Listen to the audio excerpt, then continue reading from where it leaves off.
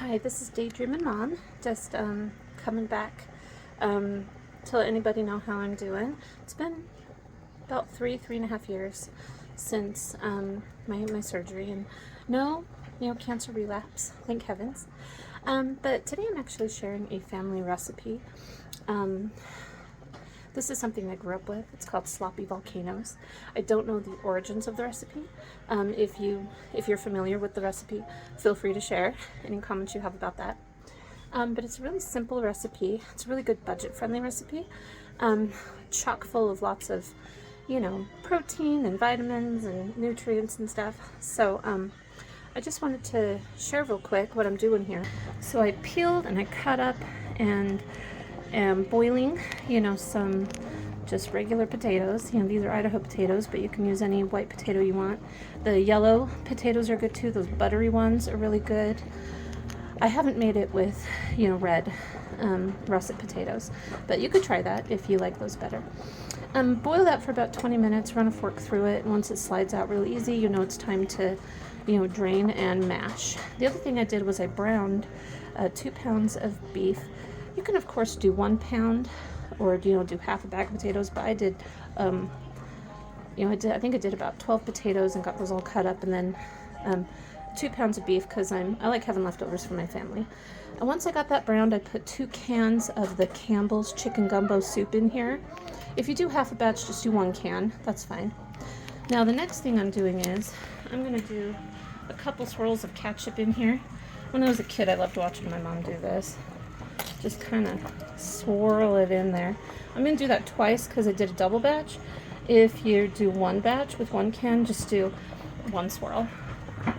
The swirl just seems to measure almost perfectly. I am going to do just 1 swirl of mustard because you don't want too much of that. You don't want it to taste too mustardy. Then I'm just going to, mix that all in here until it's, mixed all the way through. Okay, so yeah, that's it. That's basically it. So when I'm done with these potatoes, once they're ready, I'm just going to drain them. I'm going to mash them. And the way I mash them is I just put them in my mixer, and I just add, for this many potatoes, I do probably about half a cup of milk. And then I do, and you can even use like lactose-free milk or whatever milk that you like. I haven't tried the nut milks and mashed potatoes, but if you've tried that and you thought it tasted great, then please share that in the comments, or if it's gross, whatever. But I am going to be using just my lactate milk because I'm lactose intolerant. So I'm just going to mash those up, and of course, add butter and salt to taste to the potatoes, and then you just pour the mix over the potatoes. We like to kind of make like a just kind of scoop a little hole out of the pile of potatoes you put on your plate or bowl, and just kind of pour the meat mixture into there.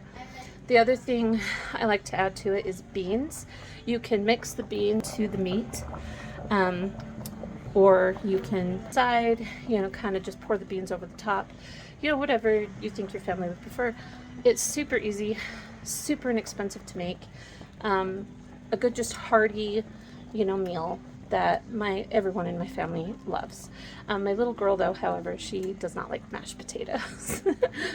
So the other great thing about this recipe is a fabulous sloppy joe. So anyone that doesn't like mashed potatoes, you can just let them have a sloppy joe, so it's a good, just family-friendly recipe. I wanted to share that. I haven't seen it anywhere on the internet. Maybe you have. But yeah, and if you're really good at making homemade gumbo, by all means, try pouring that over some potatoes. It's really good. So I just wanted to share that randomly out of the blue. I know that's why I'm called Daydreamin' Mom.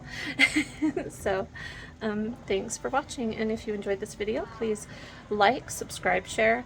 I do random posts.